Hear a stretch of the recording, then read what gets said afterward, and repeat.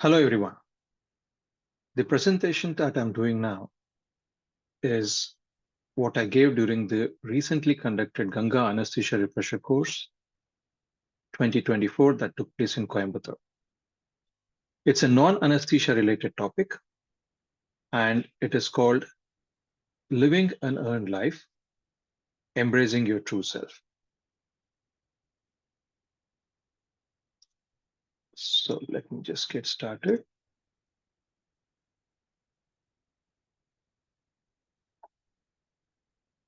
So the disclaimer that I have here is I'm not a guru, and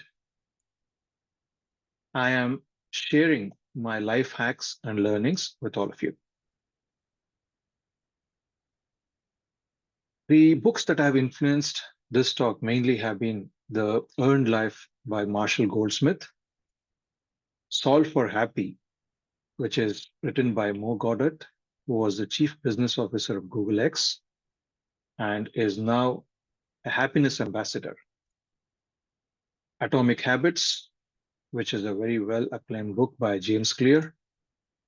And this is another book which influenced me by Scott Adams, who has been the creator of the Dilbert Principle. Now, when I wrote to Mr. Marshall Goldsmith saying that I'm doing this talk during the anesthesia refresher course, to around 500 plus anesthetists, he wrote back saying, he was thrilled to hear that and it meant a lot to him. Thank you very much. So the outline of my talk is to define what is regret and fulfillment. What is an earned life? How do we define it? How do we go about, earning this life with a checklist for success? The AAA model, and finally, a practical way of dealing with the entire thing called the life plan review. So at any point of time, we are faced with the emotions within, which leads us to thinking about our own life as being either fulfilled or having regrets. Now, the main things which lead to a good fulfilled life, as Marshall Goldsmith has described in his book, is purpose, a sense of meaning to what we do, achievement that we can share with our friends and family, a sense of engagement in whatever we are doing, and finally being happy on a day-to-day basis with what we do. Now, when we talk about happiness, a happiness thermometer would look like this, and we definitely cannot be in the happiness thermometer in this green area all the time. It's a fleeting impulse, happiness. And it's very similar to like grasping water like this kid is doing here. You can't hold on to water the same way with happiness. And one of the worst diseases that we face nowadays when it comes to happiness is this, to tell ourselves that I'll be happy when. So this when can be attached to a material thing like having a good car or a house or, going on a trip, or even to be associated with some kind of a goal that we achieve and then we will be happy ever after that. Coming to regret, there's a wonderful talk by Catherine Schultz. She is one of the very good authors that I love to read. One of her books called Being Wrong is a wonderful book that I would suggest. And in her 2011 TED Talk, she defines regret as an emotion, which is that we think that our present could be better if we had done something different in the past. To put it in other words, it is how little oneself has done compared to the inner potential. And this inner potential is what I would like to define as a true self. And when she quotes a paper from 2005, which talked about what we regret most, you will see here that people regret not having done their education, right in a right manner. They wish they had studied better. They wish they had taken a different career. Of course, romance would feature high up in the list because many people do think that they could have been with somebody else or done something different. Parenting is something that people regretted. And very interestingly, if we see, the finance features only in around 2.5%. So that's here. So these are the kinds of regrets that we have. Now, regrets are generally related to inaction due to fear. And courage and taking action when you're faced with fear is what probably leads to a fulfilled feeling in life. So we need to aim for a life of fulfillment. Yes, the fulfillment being more than regret. So how can we earn this life of being fulfilled? Now let's look at what is earning. Now it's a very simple thing, right? I want this nice SUV, and I work really hard for it. You see, I'm the only person sitting there in the office, and in case of doctors, probably putting in more hours on an everyday basis, coming back home late. And then, yes, I have this nice picture with my SUV, on an off-road kind of a uh, expedition that I'm on. So I have this feeling that I've earned it. So this is what we understand by the definition of earning. But when we look at Marshall Goldsmith, that's him here, yeah, he defined earned life as the choices, the risks, and the effort we make in each moment of our life when it aligns with an overarching purpose in our lives, regardless of the eventual outcome. That is an earned life. And no better person exemplifies this than Mahatma Gandhi, because if you look at his entire life, his choices, his efforts, his risk taking, whatever he did, was for a bigger purpose, for achieving the freedom for the nation. So, this is one of the examples of what an earned life should look like. And looking at what E.B. White said, he is the creator of the very famous cartoon that we all know, Stuart Little. He said, luck is not something you can mention in the presence of a self made man, right? And when we talk about what is this, we can talk about the differences between merited and unmerited success. Now, merited success is, we have all experienced it. We have studied really hard for an exam. We have done really well. It feels inevitable and just. We got good scores, and we have gone ahead in life. There is no guilt, and there is in fact a pride of achievement. It's a triumphant feeling. Whereas unmerited success is something like, you have not done a few chapters, you're not able to cover, you've been kind of relaxing during that semester or whatever you're doing. And then you don't get questions from those 2, 3 chapters in your exam. And you have this feeling of relief and wonder. And deep down, when you're done really well in this exam, you know that you're guilty of being lucky there. Okay. And there's a sigh of relief. So how do we go about, achieving merited success or getting this earned life of being having a fulfilled life? Now, we all know in operating theaters, we use this surgical safety checklist, which has been one of the game changers in improving safety in operations across the world. But when it comes to success checklist, the first thing that we need is motivation. Now, motivation is not the same as desire. It is the why behind what we are doing, but it's a heightened motivational state. It is not something like a simple desire that I want ice cream or I want something else. This is attached to doing specific tasks for a goal.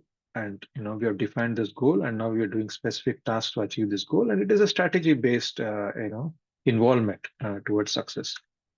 And one of the good examples for this is how people plan for a marathon.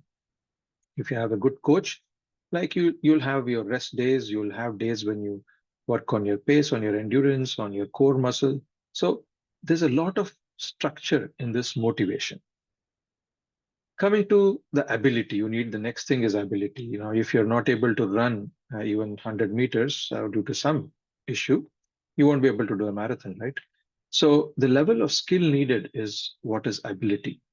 And it doesn't just limit you to just one skill. It's a portfolio of skills. You need to have added skills attached to it. And this is what is the second tick on the list, which is ability. More important in this is the effort which is required. So the trying is important, behaving well when you're working in a team, and finally showing up every day, showing up for every plan that you have. when you want to achieve this success. Every part of the plan is important. And Scott Adams in his book says, if you have ability in one field or one skill set which is excellent, it's still not good compared to having just about 80% efficiency or 75% efficiency, which he labels as good in two or three skill sets. So having good ability in two or three skill groups is better than being excellent in only one. The third thing on this checklist is the concept of understanding what to do and how to do, and knowing your role and not deviating from it. So you've been assigned a role in wherever you're working and not deviating from it. Understanding that this is your role and doing it well is important. And in this, the soft skills which are required are listening, kindness, and gratitude. And Mo Goddard, the other person who has quoting, he comments in his book and also in various talks that he gives that this is an issue of neuroplasticity. If you're being kind on a day-to-day basis, your neuronal networks are getting wired to be kind. If you have this sense of gratitude, a feeling of being, privileged in this world for what people are doing to you or for what events are happening in your life, you tend to have this neuroplasticity, that is the hardwiring in the brain, which makes you feel that all the time and you tend to be happier. Coming to confidence, it's very simple. You train for something, you keep repeating it, you improve over it based on your mistakes or your feedback, and finally you get a successful result. Now, in anesthesia, we give this example here where you learn to do something called as a lumbar epidural. This is what is done to decrease pain, either during labor or even after surgery. You do around 100 lumbar epidurals as a trainee, and then you start doing something called a thoracic epidural, which is higher up, which is a little bit more difficult. And then you end up being an expert in both lumbar and thoracic epidurals. The other important thing, the fifth one on the list, is support. Now, when we talk about support, all of us need support, whether it is in workplace, at home, in relationships, or as groups. You might need a coach, a mentor. You might need a good manager. You might need people to work under you who are able to support you. So support systems are very important. And it's important to accept that we all need help and we need to build our own support systems. So if you look at people around you who are successful, who have done really well in life, you will notice that they have built their support systems, long-term support systems, and they have maintained them. They have nurtured them. So this is extremely important when you think of being successful or having a fulfilled life going ahead. Then finally, if you have all these things, you need to be able to sell that. You can't be sharpening knives when people around you are not going to use them. So you need to know where the jobs are and what your entire skill set is and what can you do with it and whom can you sell it to. Now, what is stopping us from changing for the better? We know that we need all this. All these are required for being a better person, for having a better life. The first thing is Newton's first law of motion, which says there is a law of inertia, that we don't tend to kind of do anything better. We are very happy with whatever we are doing. We are content. We don't want to do anything more. We're in our comfort zone. So this is one of the first things that prevents most of us to kind of aim for something higher.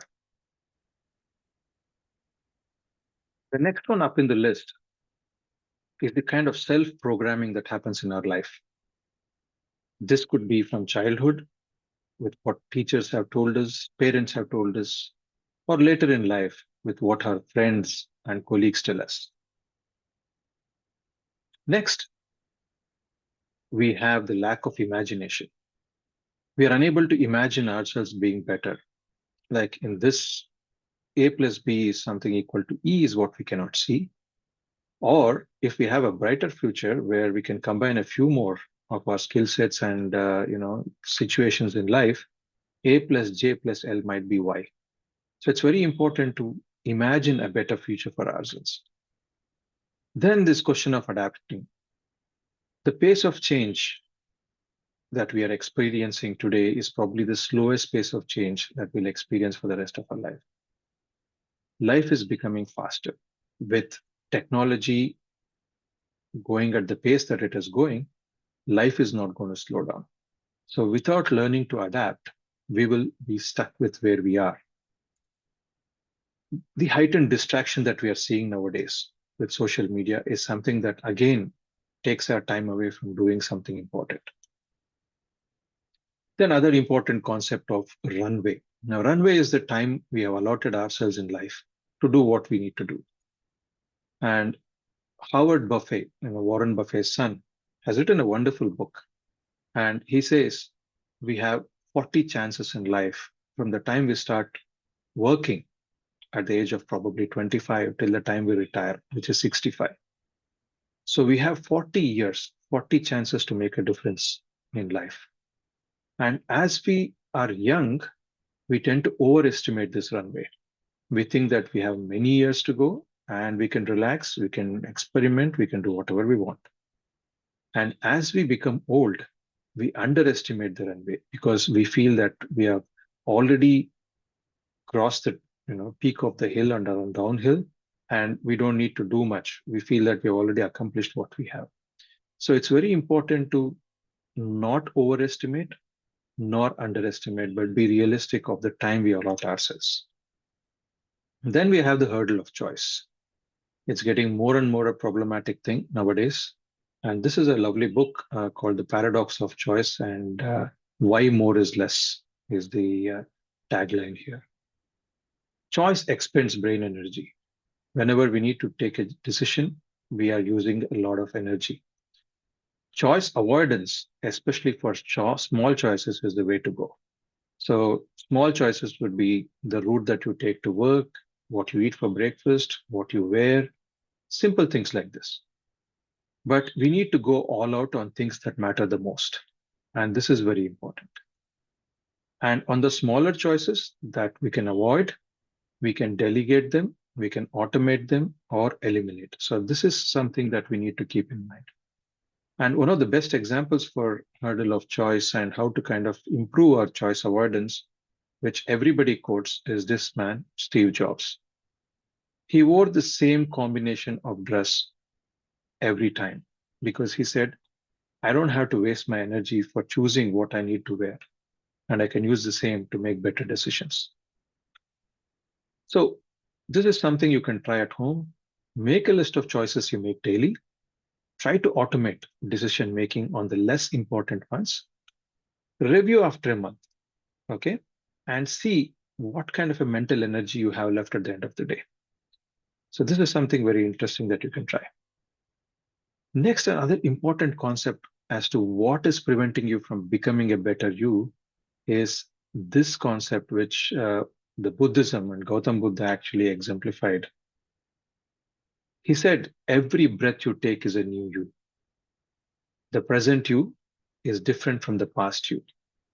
And all the prized possessions, accolades, whatever that you have in life, right, which you claim to be yours, need to be re-earned. That was from the past you. The past you earned all of that. For the present you, you need to re-earn it. So earning a life is actually a continuous process. So this is another experiment, a small task that you can do at home. You can write a letter to the past you of 10 or 15 years ago and express gratitude. Thank this person for something that person did, that person did to make a difference in your life. Think of that person as somebody different who has done a favor to you and thank that person. The second is write a letter to the future you and tell this future you what investment are you doing today for this future you. It could be education, sacrifice, something good in relationship. Coming to another important concept, now you understood that yes, we have all these checklists for success. We need to avoid choice whenever we can. So we come to this AAA model, which is action, ambition, and aspiration. Ambition is the kind of goal that you're going towards, and aspiration is the identity that you're kind of going towards. This again is highlighted in James Clear's book on atomic habits as to the concept of systems. And he says that habits should be systems, and it should be actually the change in identity that should push you to becoming who you are, and the habit should be based around that. So when you say, I'm going to write every day, that is a goal and ambition. It's not going to stick for long. But if you say, I'm going to be a writer, I'm going to be a good writer, that's an aspiration. So this is from, the atomic habits, the concepts of identity and goal. Now, coming to action, action is nothing but a conscious choice of doing something which will be either active or passive. And for most of us, it's an aimless activity. We are always busy. We are always busy doing something. And it's always in the immediate time frame. Ambition, as I already mentioned, is what we want to achieve. It's a measurable pursuit of a goal. It is time bound. It is X% turning into Y. And the delight you feel when you reach a goal is fleeting. So you win something, you've done this marathon. The delight that you feel is a fleeting delight, right? You finished it, that's it.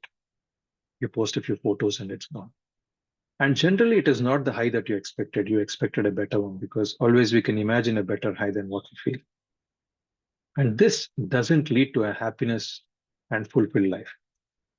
So it is compared to a hungry ghost in the Chinese literature, wherein the hungry ghost is always eating but never full. Whereas aspiration is different. It is who we want to become. So it's a pursuit of a greater objective. Like example, to be a better parent, and there is no marked finish line. Okay, it defies measurement. You can't define it. And in this, the X person evolves into Y. So that X person who wanted to be a Y becomes a Y. This is regret proof, because there's nothing to lose here. You're brave enough to give it the best try. And if it doesn't work out, it's fine. But if you aspire to be somebody, it's worthy of developing and protecting. So another example I can give here, aspiring to be a better musician. It's something like, learning to play a guitar. You might not want to play a concert. You might want to be a better guitarist. So over a period of time, once you start doing it with passion, you might end up actually being in a band or playing on stage.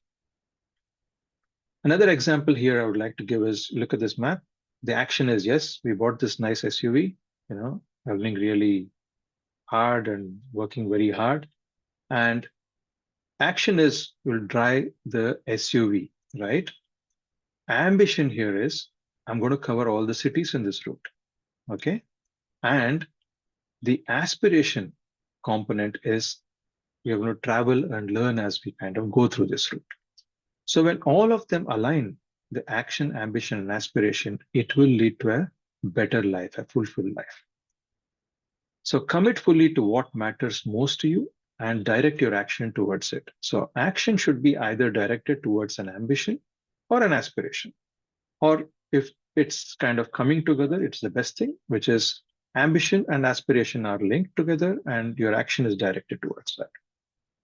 So another experiment or a small task that you can do at home is you can list the aspiration of what you want to become, an ambition of how you're going to become this person. What are the small time-bound goals that you're going to do?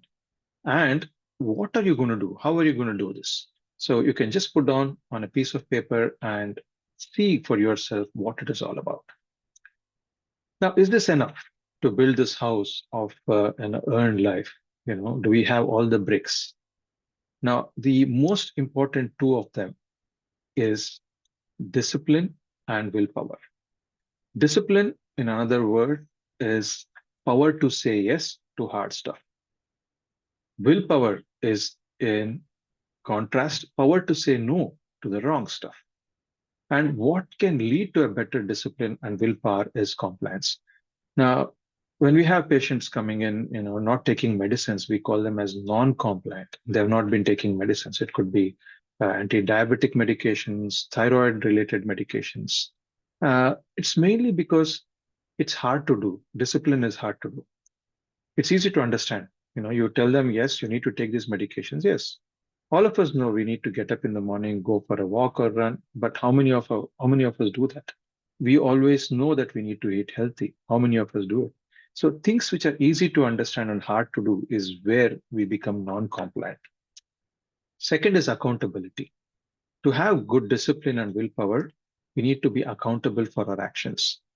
Now, the to-do list that many people do, and many people kind of tick box exercise this, is a good example of accountability. And the more public we make the to-do list, if example, I tell that, yes, I'm going to publish my book in 2 months and put it in every social media account that I have, I am bringing in a higher sense of accountability to my goal. So it's very important that you start becoming accountable for it. And the more public you make this accountability feature, the better it is, because then you will have the discipline and willpower to achieve it. You need to have a good follow-up. And to have good follow-up, you need to have people around you who will be able to remind you. So it's extremely important when working on projects to have a partner. It could be, in the gym, it could be on an academic project, it could be building something. So it's important to have somebody with you who will follow up, and it's important to have this to develop good discipline. Measurement, of course. If you can't measure our progress, we can't do anything about this. So again, writing it down, say journaling, or even putting it on paper, presenting it. So this is a very important thing in developing good discipline and willpower. So let's come to practically how this can be done. Now, this gentleman here in the frame is Alan Mulally, and he was the CEO of Ford. Having moved from Boeing, he turned the company around and he brought in success to Ford. And when Ford was sinking, this was in mid 2000s. And he introduced something called as a business plan review, which later his coach, Marshall Goldsmith, changed and modified it to what is called as a life plan review. So the few key points here is no earning happens without heroic effort. You need to put in effort. You need to pay attention to the level of trying and not to the level of outcome or the main outcome. Share your results of trying and your outcomes with your group. And there is no excuse in this review, life plan review, for not trying. So this is more or less the same thing what Sri Krishna told in Bhagavad Gita to Arjuna, right? When he said, you need to put in your efforts, don't worry about the outcomes, leave it to me. So when you do this life plan review, the questions that you ask on a day-to-day basis is, did I do my best to set clear goals, to make progress towards achieving my goals, to find meaning every day? You're going to ask this question every day. Did I do my best to find meaning, to be happy, and maintain and build positive relationships? So here, you're not asking the universe to do things for you. You're not expecting things from any place to come to you. You are going to do your best to achieve this. And finally, one of the most difficult things to do is, did I do my best to be fully engaged in whatever I'm doing, not distracted by other things? Then you score this, on a scale of 1 to 10. And if you're anywhere between 5 to 7 on a day-to-day basis, I think that is good.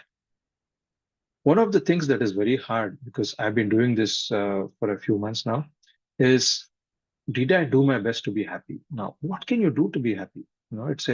It's very difficult, right? When people tell good things about you or do good things to you, that's when you become happy. But what can you do to become happy? One of the things about happiness is that happiness equals or is greater when your perception of events of your life exceeds your expectations. So if your expectations are in the range of, say, 2 or 3, and the perception of events are in the 5 or 6, then simple arithmetics, right? You're happy. And this was something which Mo Goddard decided to kind of do when he started his journey on trying to decode happiness like an engineer. So focus on the present moment, because happiness exists in the present moment, not in the past or the future. And this is one of the key things a lot of religions speak on, right? So knowing to be in the present moment is one of the very important things. So what do we do with this course? We self-monitor every night. So I do this every night just before going to bed. You review your purpose regularly. If there is a change in purpose, there is something else you're doing, change the question. So you can say, did I do my best to express gratitude? Did I do my best to train for this marathon that I'm planning? Did I do my best to put in the number of words that I need to do for writing my book? Did I do my best, to study for an exam that I'm doing? So it can change. Don't sit at the same effort level. So increase the effort level because you're trying to do your best. And you increase the effort level, like an example here, which I've put in. So 20 push-ups for a week or two, you become comfortable with it. Then you push yourself, become 30, then 40, and keep increasing. Have a group, if possible. It can be your spouse, it can be a couple of friends you're staying with. Have a group that reviews each other's efforts. Don't be critical. You just mention that, yes, I'm doing this. These were my scores last week, and this is where I am. Now, life plan review in other avatars, right? The business plan review is where it started with Alan Mullally. So you can use it in your business with your colleagues, partners. It can be done as a family plan review. Kids can be given the same thing. On a Sunday, you sit down and say, okay, how did we all do? What kind of scores did we get? And the the purpose with each of them can be different. So for the children, it can be something like, did I do my best to be kind? Did I do my best to, study or, pursue my hobby? So something like that. And you can also have things like environmental plan review when you want to do something for the community. So you can do this and apply to any goal along the road of life. And I'll tell you, it's a very powerful tool because you are thinking every day, did I do my best? And when you start thinking, did I do my best, you'll realize that you're lacking. Many days, you just live a day and it's gone. You don't even know how that week has passed. So make sure that you think about whether you're doing your best. And one of the examples that I give a lot of people, especially my juniors, is you think of a cell, trillions of cells in the body, right? Every cell is doing its best. Every cell is doing its best. And if it was not doing its best, we wouldn't be alive.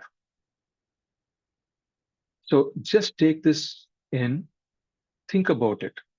If a cell, which is microscopic in structure, can do its best for every second, 24/7, what's stopping us from doing best in a day of things that matter to us? So make earning a habit. Earn your beginnings. It can be your first job. You've done really well in your, academic achievements. You got your first job. You put your effort to get married. It's a big thing.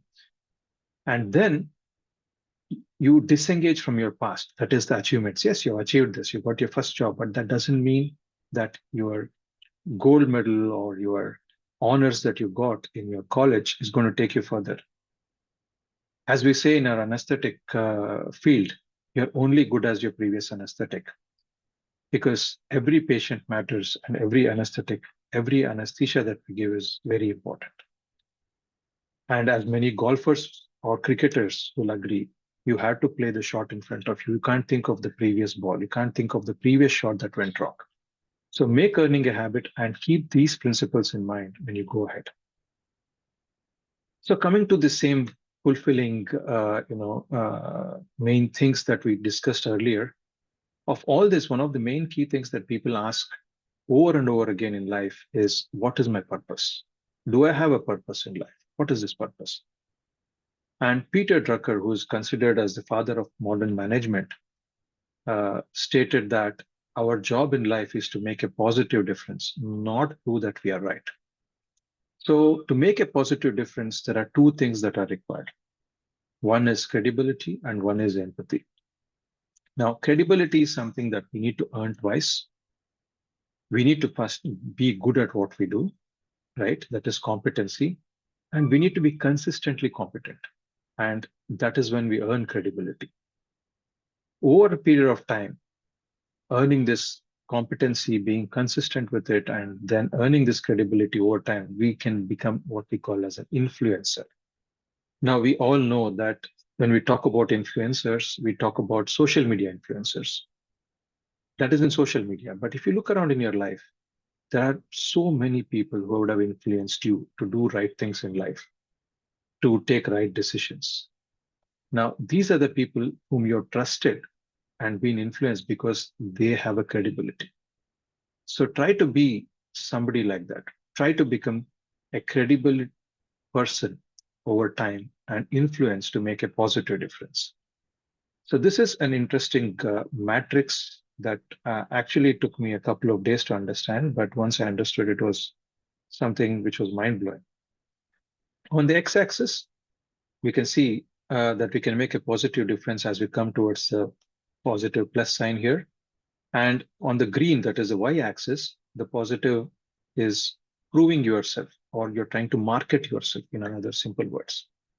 So many of us are guilty of probably landing in this underselling yourself box because we have skills, we have knowledge, we have other things that we can make a positive difference, but we are lazy. We don't kind of push ourselves, we don't kind of market ourselves. So we are underselling here. Many a times it's related to having a little low ego. We feel that we are not good enough. The other extreme is overselling yourself. Few of us tend to do this. We tend to try to prove ourselves when we know that it's not going to make any positive difference to anybody, right? It's not going to make a positive difference to me. It's not going to make a positive difference to you. We need to be careful not to oversell ourselves. The other box is where we don't make a positive difference, and there's no point in trying to prove ourselves. So it could be like a road rage, brawl that you're having, or it could be trying to kind of prove your, political or religious statement somewhere. So letting go in these circumstances is the best option. And where we need to be is we need to earn credibility. So when we know that we can make a positive difference, we need to prove ourselves, need to kind of push ourselves, market ourselves. So this is something that I want all of you to think about in your own life. What are you doing which is underselling yourself? Push yourself into the upper box. What is that you're overselling yourself? Don't do it. Push yourself into the upper box right side. And finally, let go of things which doesn't matter. The other thing which is important for making a positive difference is understanding what is empathy. Now, it's broadly classified into three types, which is cognitive, emotional, and compassionate. Cognitive is when you have a desire to understand what the other person is going through.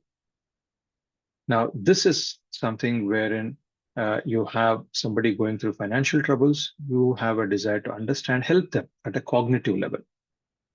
Emotional empathy is a desire to feel.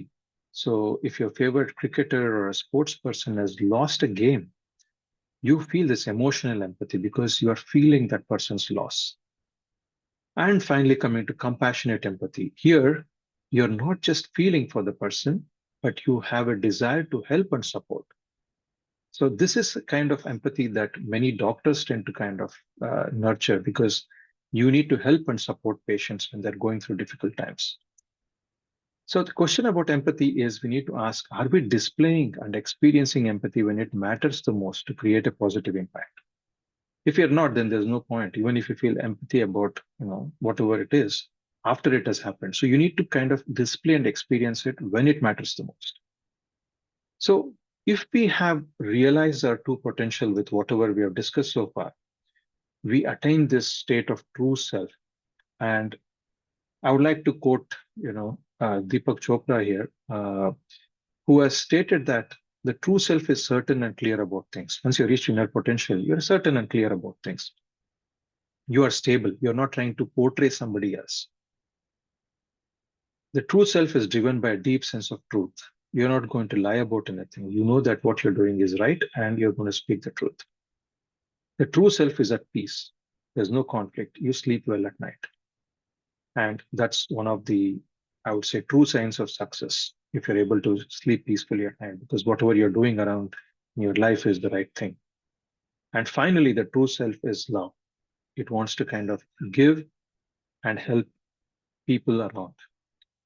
So, how do you attain this true self? Now, with whatever we have discussed so far, understand the checklist for success, understand the AAA model, which can also be mapped as good habits, have a life plan review, do it in an objective way, see where you're heading in life, learn to understand what credibility and empathy is. It's a very difficult thing, it takes time. So, you can actually try to start learning this entire thing. And finally, the desire to make a positive change. So, how you spend your moments is how you spend your life ultimately. So, learn to earn every moment so that you can live a good life. Thank you for listening. You can connect with me either on Twitter with my handle below or through my website. Thank you very much.